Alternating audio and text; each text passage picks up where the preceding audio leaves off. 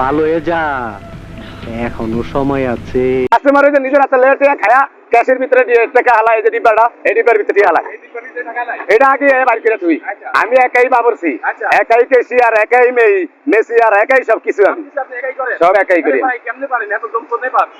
আমি মনে হয় যে একবার এটা করি খালি কাস্টমার আইলে কাস্টমারের সময় দিতে পারি না, এটাই আমার সমস্যা। আচ্ছা সাত দোকানে ঢুকলে তো 100 টাকা এইটি খায়া যদি টিয়া না দেয় আর কি মানুষ এ মানুষের ভিত্তি করে না, এই 100 টাকা খায়া যদি না দেয় নিজের হাতে লেটে খায়া করবে গেলেও তার খাইতে পারবো না।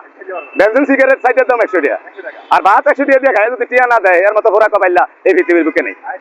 একটা থাপ্পড় মারে তোর দাঁত করে ফালা দিব। আমার এনে গরুর গোস্ত, মুরগি, মাছ, ডিম দিয়া সবজি, মুগ ডাল 100 টাকা দিয়ে গরুর গোশত 100 টাকা দিয়ে গরুর গোস্ত কেমনে পোষান 1 কেজিতে 20 পিস 50 গ্রামের পিস 1 পিস কিনা 50 টাকা বেচা হয় 100 টাকা এর ভিতরে 30 টাকার ভাত দাম হয় 80 টাকা যেমন 50 টাকার গোস্ত 30 টাকার ভাত 80 টাকা 10 টাকা খরচ আর আমার 10 টাকা ব্যাট। ক্যাশ বাক্সের নাম হইছে চকলেটের বয়ম। বেড়া বেয়াদবি কিন্তু বেশি হয়ে যেতে। চকলেটের বয়ম এই যে ক্যাশ বাক্সের নাম। আলহামদুলিল্লাহ ভাই খুব ভালো লাগছে, আমার মনে হয় এটা শ্বশুর বাড়ির চাইতেও ভালো লাগছে। তার মানে দেখতেছি গরুর মাংসের পাতিল ভাতের পাতিল যে সিস্টেমে দিচ্ছে তাতে শ্বশুর বাড়িতে এরকম করে পাতিল সহ দেয় না, না শালীরা আসে কি করে ডিস্টার্ব দেয় হয় আসে ডিস্টার্ব দেয় না, ডিস্টার্ব দেওয়ার মতন কেউ নাই আলহামদুলিল্লাহ।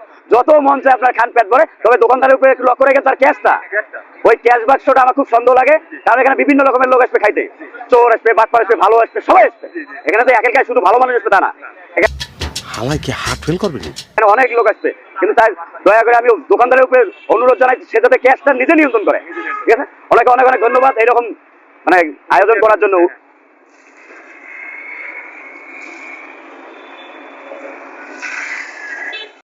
বাইন মারছে।